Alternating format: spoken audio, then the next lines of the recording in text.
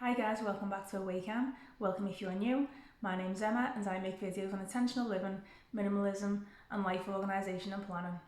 Welcome everyone to my first video in front of the camera. In all previous I'd hid behind, and second video in my new life goals series. In my first life goals video I shared how I created my vision board. They're great for helping you discover your true values, set goals and motivate you to achieve them, as well as for helping you to attract positivity into your life. So if you haven't already, I suggest you watch that video first. In today's video, we'll be looking at what life goals are, how to choose them, and how to put them into action. To help with understanding, I'll be talking through my own personal goals for 2022, my strategy to choosing them, and how I'll be making them happen. So we'll be getting quite personal. And this is why I've decided to film in this way really, so it's a bit more of a conversation. I think people can find it easier to relate in this way, as opposed to me just creating a sort of step-by-step instructional video. If like me, you've never done any goal setting before, feel like you've been living life on autopilot and just want some direction, then this video could be helpful to you. I touched on this in my first ever video, but realistically, without a route and without mindfully following it, how can we expect to get to any destination, whether we're driving in a car, walking somewhere, or in all areas of life? If you don't know where you're going, you'll go nowhere or end up somewhere that you didn't intend to, which pretty much explains the last 15 years of my adult life. And it's why I've decided that for 2022 and beyond, I'll be setting life goals, specific targets to aim for, to set me in the right direction and get me where I want to be in life. What are life goals?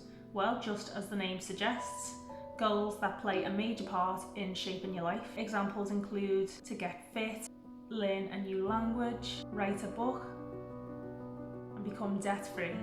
And there's no limit to what life goals you might choose. We all have our own unique experiences and skills, so what might work for you or I might not work for somebody else. And this is why everyone needs to choose their own goals. How to choose your goals.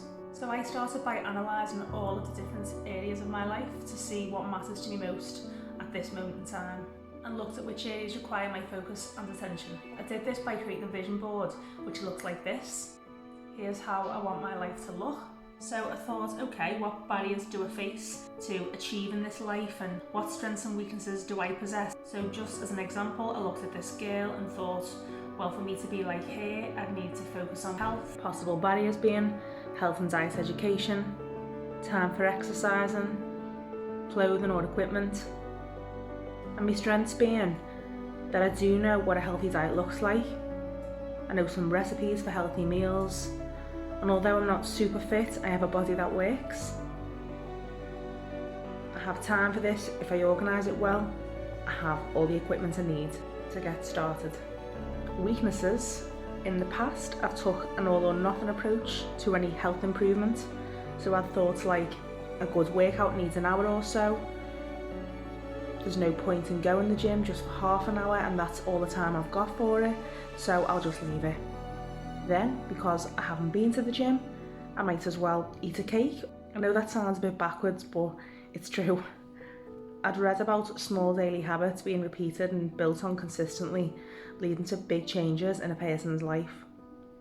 So knew and decided I could do something about these few bad ones quite easily, and needed to as a priority, because without good health, doing anything else in life is more difficult and maybe even impossible. And in the same way, I discovered an additional 5 areas. My 6 areas of focus are health, well-being, relationships, personal growth, social, and financial. But you can focus on some or all of these, or in other areas entirely, such as love, career, or spirituality, for example. I then set goals that would focus my attention in each of these areas. I've made myself this simple journal and some PDF printables instead of using a blank journal and having to set up new page spreads every month. I just think this will save me time and works better for me personally. I've seen some amazing bullet journal spreads with fancy calligraphy, doodles, colours, etc, but I'm not very arty. I want to simplify as much of my life as possible, to be honest. I will get round to sharing a flip through of my journal set up in another video to give you some ideas on how to set up a simple one of your own. I use my goal setting principle as well as these goal action plan templates, and I'll share these with you for free in the description so you can use these yourself if you like. So my 6 2022 goals, starting with my priority, which is health. Physically, this could be better. I am a bit overweight, and visually I'm comfortable with the way that I look. However, my diet isn't very balanced, and this coupled with me being anemic means I have very little energy, and less energy than I'd like to be able to do some regular exercise on top of day-to-day activities. I feel I'm just surviving and not living, and this in turn has impacted on my mental health and well-being, which has already been affected by some life-changing events over the last couple of years. So quite honestly, I am in a little bit of a rut. It's clear that to achieve any of my other life goals, I need good health. My health goal for 2022 is to reduce my weight and body fat to achieve a healthy BMI. My second life goal, well-being. Well-being isn't just about being free of illness. It's a combination of a person's physical, mental, emotional and social health factors. Well-being is strongly linked to happiness and life satisfaction. In short, well-being to me is how you feel about yourself and your life. I've already talked about the physical factor, health, but as I said, my mental health has been affected by my physical health. I've experienced overwhelming stress, depression and anxiety, and I've been in a very negative mind space. My well-being goal is to improve my mental focus and strength to be able to deal with whatever life throws at me much better than I have. I've been on antidepressant medication for 5 months now, and I'd like to come off this too. This will help me to achieve my other life goals by being naturally more confident, focused on the right things instead of overthinking, and also driven to be a role model for my 2 daughters. My third area of focus is relationships. Our well-being depends heavily on our relationships. Negative people can knock you off track, while positive people can help and support you throughout your life. It's also important to have a partner or a close friend you can share your fears, dreams and goals with. Life gets in the way. I've let recent events distance me from people or focus more time and attention on the wrong people. I've isolated myself and at times pushed those closest to me away, or not been there for them when they've needed me, because some of these people were going through difficult times too. I've done a lot of evaluating and even some streamlining of my circle. I realise who my truest friends are and those who love me and really do accept me for who I am. My relationship goal is to spend more quality time with those people, really nurture those relationships so those people know that they too are loved and appreciated. The fourth area is personal growth and development. Personal growth is a process of understanding yourself and pushing yourself to reach your highest potential. It means always asking yourself who you're becoming and how you plan to get there. It can involve working on new habits and hobbies, fostering new skills and practicing new strategies to achieve your goals. People put a high value on education up to a point. You go to school or college, then university to gain the qualifications you need to work in your chosen career. Or maybe like me, you get a job straight out of school, gain some valuable work experience and maybe even work on some qualifications along the way, and eventually get promoted to a managerial position. Some people just sit contently for most of their lives in the one position, each to their own. But either way, some people just stop. You stop actively seeking to learn new skills, develop and grow in different areas of their lives and interests. From age 16 to 32, so last year, the main area of my life that I focused on was work. Some people might see this as success, but I realised that there was far too much focus on work, more than just full-time hours dedicated to it, like 60 working week hours with a family. Was it worth it? Absolutely not. I'm a senior manager but no CEO. I don't want to be.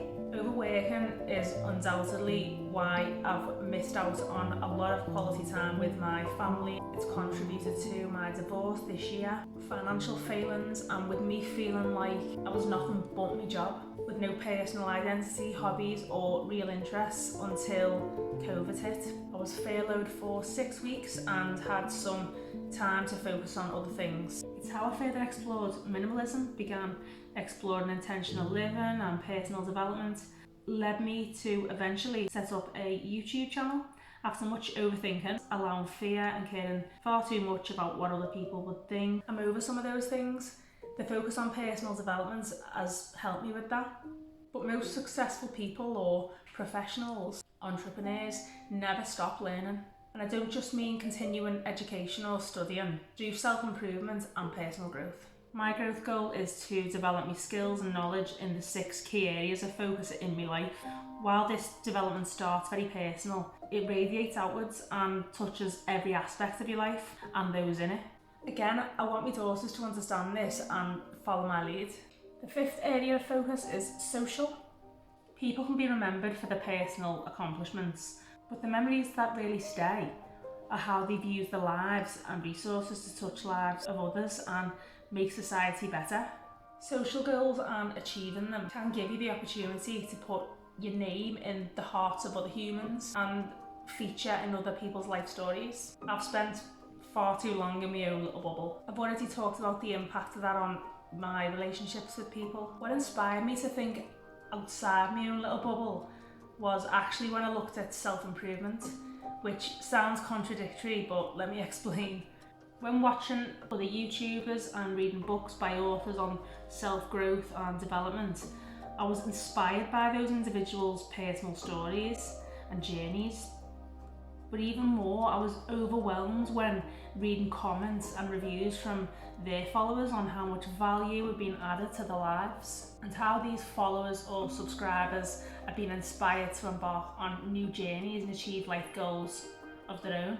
And I just remember thinking, wow, I wish I had something to offer people. Have I got anything to offer? What experience, good and bad, because we learn from both, and skills and abilities have you got?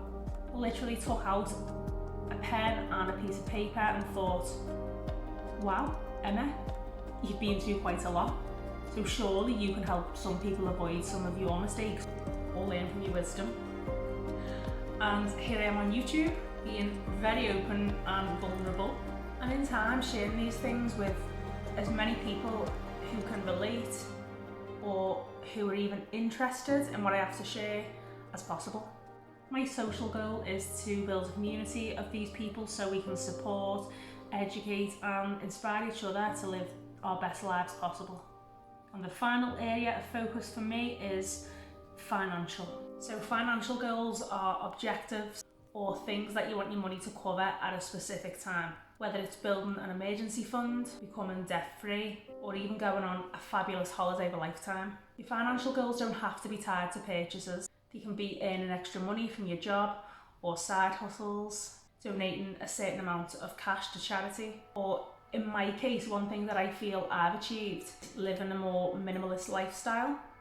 This wasn't set as a goal, but just happened on the back of some events. Before my marriage ended 2 years ago, myself and my now ex-husband, with advice from Dave Ramsey, who runs a personal finance channel on YouTube and is a best-selling author on some personal finance books, actually paid off over £50,000 in unsecured debt. We had some loans, credit cards, store cards and car finance.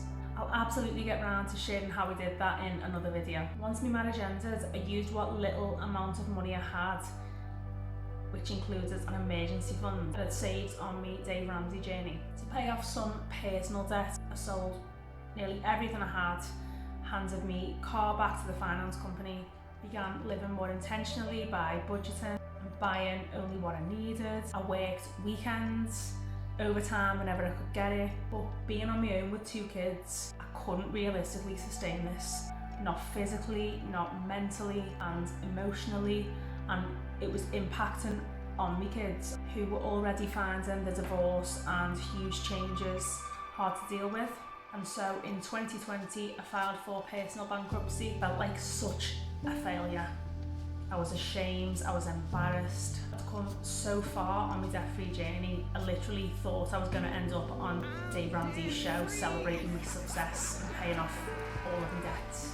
Sought lots of financial advice, explored all the other options, but eventually I had to swallow my pride and fear of what everyone else thought, and focused on what was best for me and my girls at that particular time.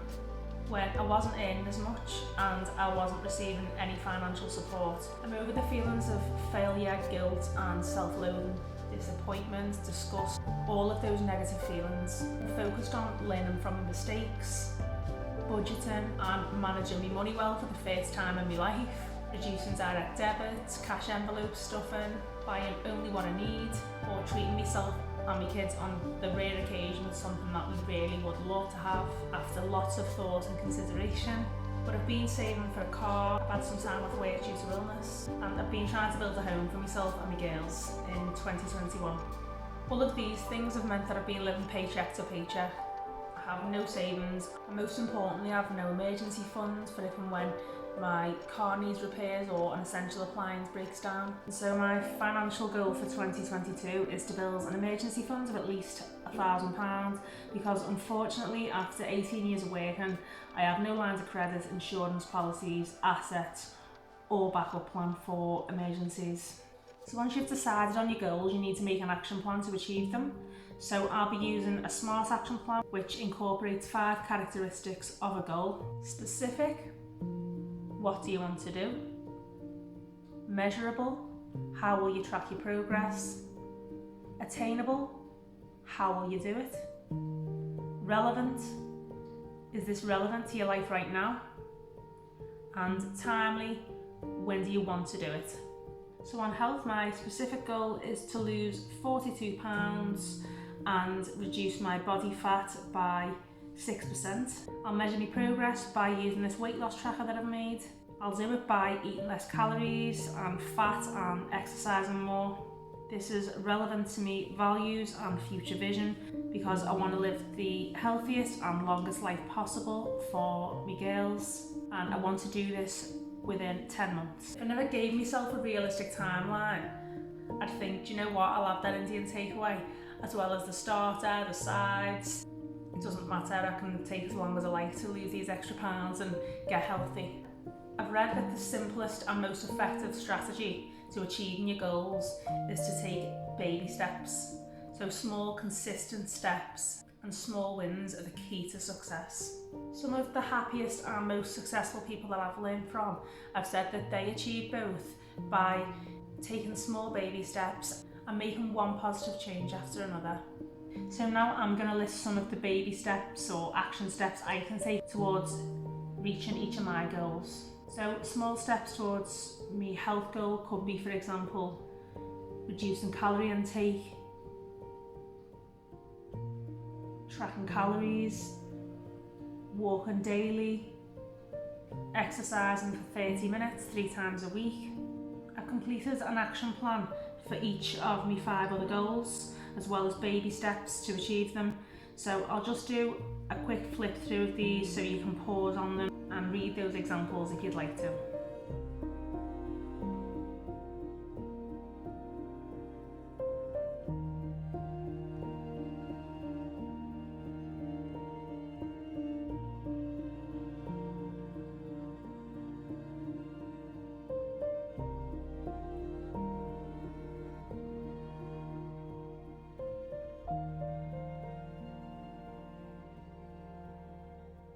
So now these baby steps, well, at least some or probably some others in any particular order, depending on what my plans or budget look like each month, become my smaller goals.